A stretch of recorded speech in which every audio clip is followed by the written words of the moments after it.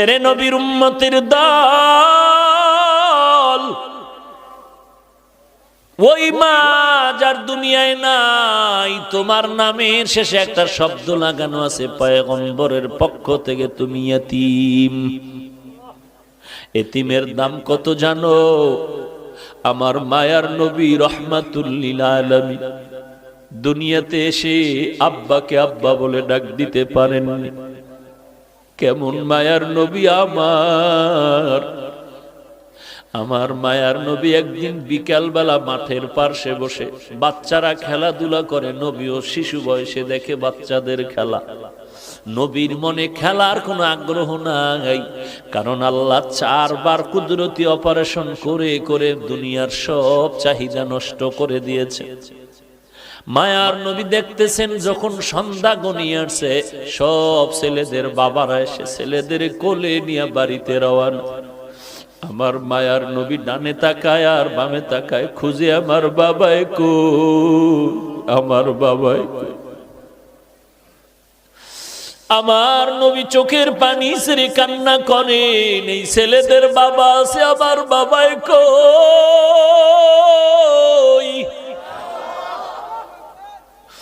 আম্মা জান আমেনা ঘর থেকে সন্ধ্যা হয়ে গেল, কই আবার সন্তান। ঘরের দরজা খুলে বের হইয়া লোকদের দেখে বলে, দেখো বাবা, আমার সন্তান মুহাম্মদের তোমরা দেখছো নাকি? বলে, মুহাম্মদকে ভালো করে চিনি না, তবে একটা ছোট্ট বাচ্চা দেখছি রাস্তার কিনারায় আব্বা আব্বা বলে কান্না করতেছে। মা আমেনা দৌড়াইয়া চলে গেলে মায়ার নবীর এক শিশু নবীর কোলের মধ্যে জড়ায় নিলে। মায়ার নবী মায়ের কোলে জড়ায় বলে, আম্মু বলো আমার বাবাই কই। আমি সব ছেলেদের দেখলাম বাবায় কোলে নিয়ে আদর করে, বলো আমার বাবারে তো আমি দেখতে পারলাম না। আমেনা চোখের পানি ছেড়ে কয়, রে সন্তান, তুমি দুনিয়াতে আসার আগে তোমার বাবা ব্যবসা করতে গিয়া আর বাড়িতে ফেরত আসতে পারে নাই। মায়ার নবী বলেন, আম্মা আমার বাবার কবরটাকে একটু দেখাইবা, আমি বাবার কবরের কাছে একটু সালাম দিতে চাই। মা আমেনা দৌড়ায় চলে গেলেন দাদার কাছে। আপনার নাতি তার বাবার কবর দেখতে চায়। দাদায় অনুমতি দিয়া বলে, দাসী উম্মে আয়মান আর আমেনা সহ রওনা হয়ে যাও, দেখাইয়া নিয়ে আসো। ঘোড়ার পিঠে বা উটের পিঠে 3 জন লোক রওনা হয়ে গেল, নবী বাবার কবর দেখবেন। যাইতে যাইতে বাবার কবরের কিনারায় গিয়া মা আমেনা ডাক দিয়া কয়, সন্তান, ওই গাছের নিচে তোর বাবার কবর। মায়ার নবী একটু লাফ দিয়া পড়িয়া বাবার কবরের কিনারায় চোখের পানি ছেড়ে কান্না শুরু করলে। আল্লাহ পাক ফিরিস্তা পাঠায় কয়, তাড়াতাড়ি আমার বন্ধুরে সরায় দেও, কারণ আমার বন্ধুর কান্না আসমানও সহ্য করতে পারে না, জমিনও সহ্য করতে পারে না, আমি আল্লাহও বরদাস্ত করতে পারি না, ফিরায় দাও। মায়ার নবী কান্না করে বিদায় বেলা যখন রওনা হয়, কিছু দূর যাওয়ার পরে মা আমেনা বলে, এই উম্মে আয়মান দাসী, বাহনটাকে থামাও, আমার পেটে ব্যথা শুরু হয়ে গেছে। মা আমেনা মাটিতে পড়ে গেলেন, ছটফট করে আর চোখের পানি ছেড়ে কান্না করে শেষ বিদায়ের বেদনা শুরু হয়ে গেছে। ডাক দিয়া কয়, দাসী উম্মে আয়মান, আমার কলিজার টুকরা সন্তানটার একটু আমার বুকের উপরে উঠায় দাও। মায়ার নবীর জড়ায় বলে, বাবা চির বিদায়ের সালাম, আর বুঝি দেখা হবে না রে সন্তান। বাবার কবর দেখতে গিয়া আজ মাকেও তুমি হারিয়ে এতিমের মতো বাড়িতে যাইবা। মায়ার নবী কান্না করেন, ও মা, আমি কার কাছে গিয়ে একটু মায়ের আশ্রয় নিব, আদর নিব? মা আমেনা ওখানে কান্না করে করে এখানে বিদায় হয়ে গেলেন। এইবার 2 জন মানুষ, দাসী উম্মে আয়মান আর আমার নবী রওয়ানা। লম্বা ঘটনা। মায়ার নবী চলতেছেন, দাদা অপেক্ষায় আছে, এখনো কেন আসে না? হঠাৎ নজর করে দেখে বাহনের উপরে 3 জন লোক ছিল, একজন দেখা যায় না। ব্যাপারটা কি? কাছে আইসা নবী দাদার গলা জড়ায় ডাক দিয়ে কয়, দাদা। বাবারে দেখতে গিয়া মা হারায় চির এতিম হয়ে গেল। দাদার গলা জড়ায় কয়, আমি আর কাকে মা বলে ডাক দিব রে দাদা? এরে যুবক, ওই এতিম নবীর উম্মত, এই জায়গায় কত এতিম ছেলে আছো, মা নাই, বাবাও নাই। ওই মায়ের চেহারাটাও কি মনে পড়ে না রে সন্তান? ওই মাকে কত কষ্ট দিয়া চোখের পানি ফালাইছো। ওই মায়ের কলিজায় যারা আঘাত করেছো, চোখের পানি ছাড়ি আমার মাওলার কাছে তওবা কর। আমার মাওলা যদি ক্ষমা না করে তোর উপায় নাই। আল্লাহর নবী এতিমদের জন্য কত দয়ার নবী আমার। মায়ার নবী ঘর থেকে বের হয়ে গেলেন, হঠাৎ রাস্তার কিনারায় দেখে বাচ্চারা খেলাধুলা করে। নবী দেখার পরে সামনে আগায় গেলেন। একটু দূরে গিয়ে দেখে একটা বাচ্চা রাস্তার কিনারায়, কোনো কাপড় নাই, ছোট বাচ্চা উলঙ্গ বসে আছে।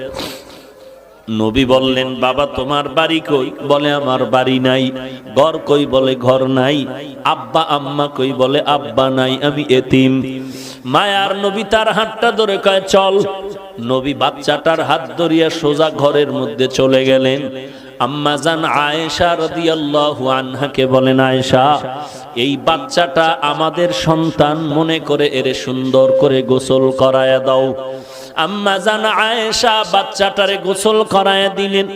মায়ার নবী একটা বড় চাদর নিয়ে 2টা টুকরা করে বাচ্চাটারে সুন্দর করে পরায়া দিলেন। এইবার নবী বলে, চলো বাবা, নামাজ আদায় করতে চলো মসজিদে নববী। বাচ্চা যখন সামনে হাঁটতেছে, নবীজি ঘর থেকে বের হয়ে কয়, দাঁড়াও, তুমি হাঁটবা না, দাঁড়াও। বাচ্চা দাঁড়ায় গেল। মায়ার নবী বসে গেলেন আর বলেন, বাবা, আমিও মা হারা বাবা হারা এতিম, তুমিও চূড়ান্ত মা বাবা হারা এতিম। আমি আজকে তোমার একটু খেদমত করতে চাই। তোমার কদমটা মাটিতে দিও না, তুমি আমার কাঁধের উপর উঠে বসো। আমি তোমারে কাঁধে করে আজ মসজিদে নিয়ে যাই, আর কিয়ামত পর্যন্ত দুনিয়ার মানুষের এই বয়ান দিতে থাকবো যে মায়ার নবী এতিমের কত দরদি হয়েছিলেন। বাচ্চা বলে, না, আমি কাঁধের মধ্যে উঠব না। নবী বলেন, উঠো। শেষ পর্যন্ত বাচ্চাটারে কাঁধের মধ্যে নিয়া মায়ার নবী এবার মসজিদের দিকে রওয়ানা। এইবার ওই যে খেলাধুলা করতেছিল বাচ্চারা, ওরা যখন দেখলো ওই বাচ্চাটা রহমাতুল্লিল আলামিনের বরকতি কাঁধের উপরে, বাচ্চাগুলো আফসোস করে যে আজ ওর কপাল কত ভালো, এর মা নাই, বাবা নাই। আমিও বড় এতিম, আমি মা হারাইলাম, আমি বাবা হারাইলাম, আমার কেউ নাই। আমি বাচ্চাটারে আদর করে মাথায় হাত দিয়া দোয়া করে দেই।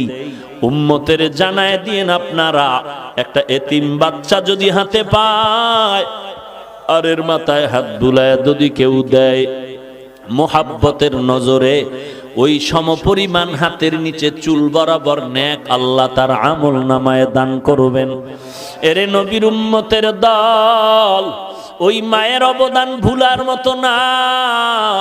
জানা অজানা ভাবেও যদি কোনো ভুল করে থাকো, ওই মা বাবার থেকে দোয়া নাও, তাড়াতাড়ি ক্ষমা চেয়ে নাও, আল্লাহর কাছেও ক্ষমা চাও রে ভাই। আমার মায়ের অবদান, বাবার অবদান ভুলতে পারবো না রে বাবা। মাঝে মাঝে মায়ের সন্তানের মারে শাসন করার জন্য, কিন্তু দেখছো মাঝে মাঝে সন্তানের মায় মারার পরেও কিন্তু মা ঘুমাইতে পারে না।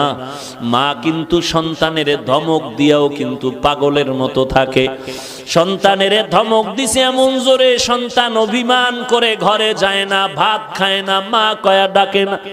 আব্বাজান একদিন তাকায় দেখতেছে বালিশে মাথা লাগায় তার স্ত্রী গুনগুন করে কান্না করে রাতের বেলা।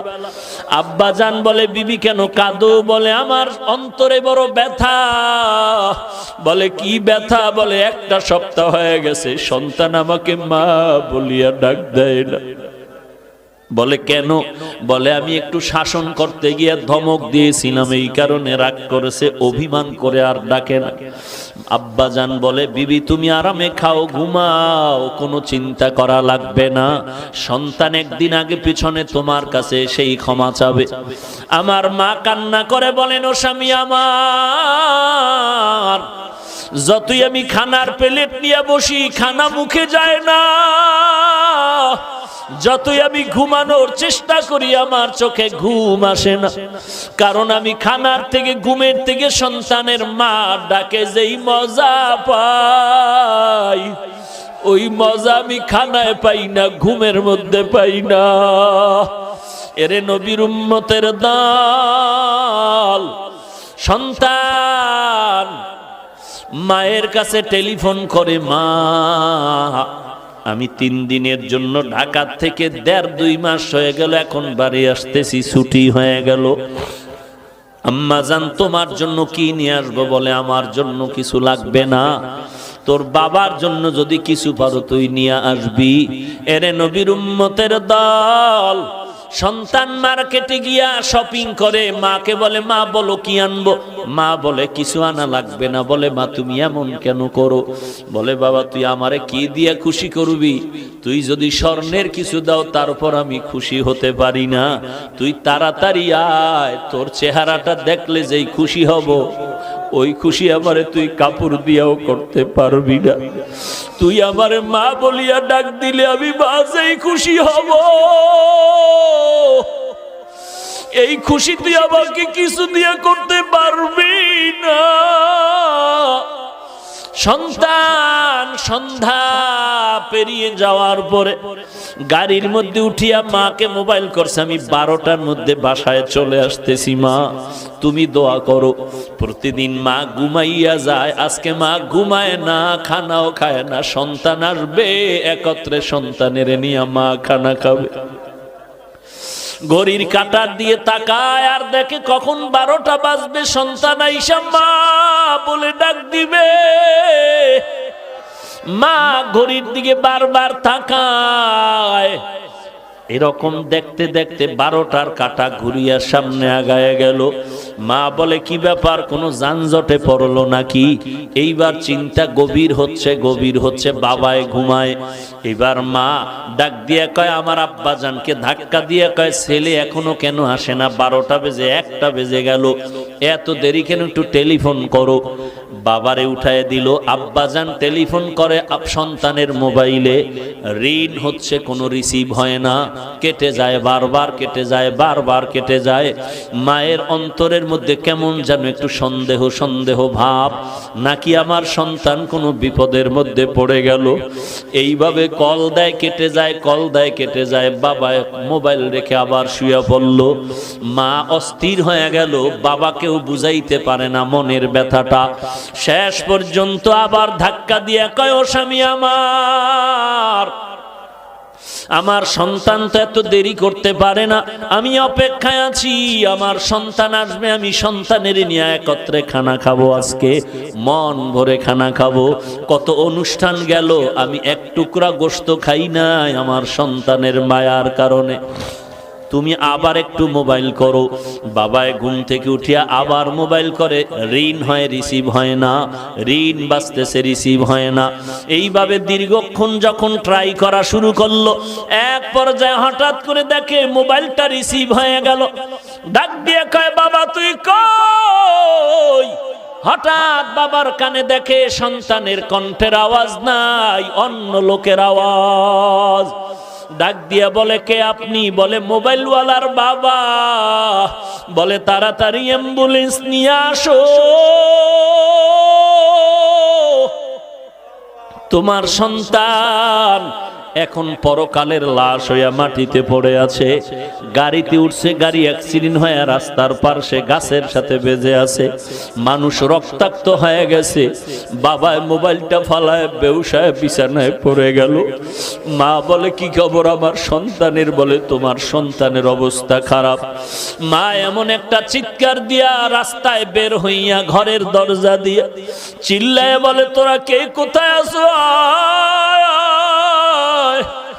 আমার সন্তানের একটু আগে আনতে আমি যাই। বাবা আমার মাকে সান্ত্বনা দিয়া ঘরে আটকাইয়া অনেক মহিলাকে বসায়া বলে এখানে ধরে রাখো।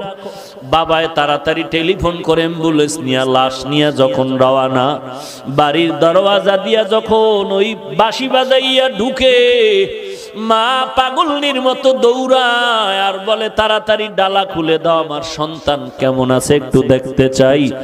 মা এবার সন্তানের চুমু খায় বলে মা বাবা তুই এই বাজার নিয়ে আমার কাছে আসার কি সংবাদ দিয়েছিলি? আমি তো আর খানা খাইতে পারলাম না রে বাবা, তোর জন্য খানা খাই নাই। আজ আমার কলিজায় তুই এমন আঘাত দিয়ে গেলি রে সন্তান। ওই মা ওই যে সন্তান করে করে করে করে কান্না করে করে এমন পাগল হয়ে গেল, দুনিয়ার কোন ডাক্তার আজ পর্যন্ত ওই মাকে ভালো করতে পারলো না। এরে পয়গম্বরের উম্মতের দল, ও পর্দার আড়ালের মা বোনেরা, তুমিও সন্তানের মা, একটু চিন্তা করো তোমার মাও তো একদিন এই রকমই মা ছিল। আজকে তুমি নতুন স্বামীর ঘরে আসছো, কত আরাম, কত আনন্দের শাড়ি পরিয়া, কত আনন্দের খানা। এমন একটা দিন আসবে সাদা কাপড়ের প্যাকেট হইয়া কবরে যাইবা, সবাই কান্না করবে, সন্তান মা মা বলে কাঁদবে, একটা জবাব দিতে পারবা না রে মা। আল্লাহ পাক বলেন ওয়াবিল ওয়ালিদাইনি ইহসানা, ওই মা বাবার সাথে ইহসান করো। যার মা নাই, যার বাবা নাই, ওই অন্ধকার কবরের কিনারা দাঁড়ায়া চোখের পানি ছেড়ে দোয়া করো, কোরআন তেলাওয়াত করো আর গুনাহ ছাড়ো, নেক আমল করো। ওই মা বাবার জন্য দিলটা ভরে নেক আমল করো। ওই মা বাবার সাথে যেন কোন রকম বেয়াদবিমূলক আচরণ না হয়। আল্লাহ পাক বলেন ওই মা বাবার কেউ যদি বৃদ্ধ হয়ে যায়, খবরদার ধমক দিয়া কথা বলবা না, উপশব্দ বলার মতো কোনো শব্দ যেন না হয়। এরে নবীর উম্মত, যদি কথা বলতেই চাও সুন্দর ভালো আচরণ করো, এমন ভালো ওয়াকুল লাহুমা কাওলান কারীমা, এমন সুন্দর আচরণ করো। সুন্দর ভালো ব্যবহারের মানে হলো মা যেই ভাষাটা সহজে বুঝে ওই ভাষায় তুমি কথা বলো নরম ভাবে, এটাই হলো কাওলান কারীমা, আয় লাইয়িনান সাহলা, নরম নরম ভাষায় কথা বলো। ওয়াকফিজ লাহুমা জানাহাজ যুল্লি মিনার রাহমা, তোমার বিনয়ের ডানা মা বাবার জন্য বিছায়া দাও অনুগ্রহের সাথে। অর্থাৎ ডানা মানে মানুষের তো কোনো ডানা নাই, পাখির ডানা হয়। আল্লাহ কেন বললেন সন্তান তুমি বিনয়ের ডানা বিছায়া দাও? তার মানে পাখির ডানার মধ্যে সব শক্তি, ডানাটা যখন ধরে ফেলে পাখিটা দুর্বল। তোমার ডানা মা বাবার জন্য বিছায়া দাও মানে জীবনের সব কিছু মায়ের জন্য বাবার জন্য বিলীন করে দাও। তাও আবার মিনার রহমা, মানুষের চাপে না, সমাজের চাপে না, মিনার রহমা অনুগ্রহের সাথে, মনের মধ্যে কষ্ট নিয়ে মানুষকে দেখানোর জন্য করবা না, যা করবা দিলের মোহাব্বত নিয়ে করবা। অকুর রব্বির হামহুমা কামা রব্বায়ানি সগীরা, ওই মা বাবার জন্য প্রাণ খুলে আল্লাহর কাছে কান্না করে দোয়া করবা। ওই মা বাবার জন্য রব্বির হামহুমা, আল্লাহর কাছে সব সময় দোয়া করবা, আল্লাহ আমার মা বাবাকে তুমি রহম করো, মাফ করো, দয়া করো, যেমনি ভাবে তারা আমাদের উপরে দয়া মায়া করেছিলেন। এরে নবীর উম্মতের দল, একবার পারো কুল হু আল্লাহ সূরা আলহামদু সূরা দরুদ শরীফ পড়ে দোয়া করো। যদি দুনিয়াতে যার মা নাই বাবা নাই, যদি অন্যায় করে থাকো, ওই কবরের কিনারায় গিয়ে একটু দোয়া পড়ো, কান্না করো, চোখের পানি ছেড়ে দোয়া করে যদি ক্ষমা চাও, আল্লাহ পাক চোখের পানির বদৌলতে তোমার জীবনের সব গুনাহ মাফ করে দিবেন। ওই মা বাবার জন্য দোয়া করো, নিজেও কিন্তু আল্লাহর কাছে তৈরি হয়ে যাও, ইবাদত করবা আল্লাহর, আর কারো অংশীদার এখানে বানাইবা না। মা বাবার খেদমত করে দোয়া নাও। দুনিয়াতে দোয়া ছাড়া কেউ কামিয়াবির দরওয়াজায় যেতে পারে নাই, পারবাও না। মুরব্বীদের দোয়া, সাদা দাড়িওয়ালাদের দোয়া, তোমার বয়সের যে বড় তার থেকে দোয়া নাও। গায়ের জোরে রাগ করে বাহাদুরি করে গাদ্দারি আর বেয়াদবি করতে পারবা, কারো থেকে দোয়া নিতে পারবা না। অতএব খবরদার ছাত্র ভাই, ওস্তাদ তোমার মুরব্বী, শিক্ষকের থেকে দোয়া নাও, বিরোধিতা করবা না। মা বাবা মুরব্বী দোয়া নাও, একজন সাদা দাড়িওয়ালা মুরব্বী দোয়া নাও। তোমার থেকে শিক্ষা একজনে আগানো, তার থেকে দোয়া নাও। তোমার থেকে একজনের সম্মান বেশি, ওই দিক থেকে সে অনেক দামি, তার থেকে দোয়া নাও। একজন রিকশার ড্রাইভারও যদি দেখো বুড়া, তার থেকেও দোয়া নাও। দোয়া ছাড়া তুমি আখেরাত বলো দুনিয়া বলো কোন লাইনে কামিয়াবি অর্জন করতে পারবা না। নিজের গুনাহের কথা স্মরণ করে তওবা করো। কোথায় কোন দিন কি পরিমাণ অন্যায় করেছো, আয়নার মতো সব সামনে পরিষ্কার।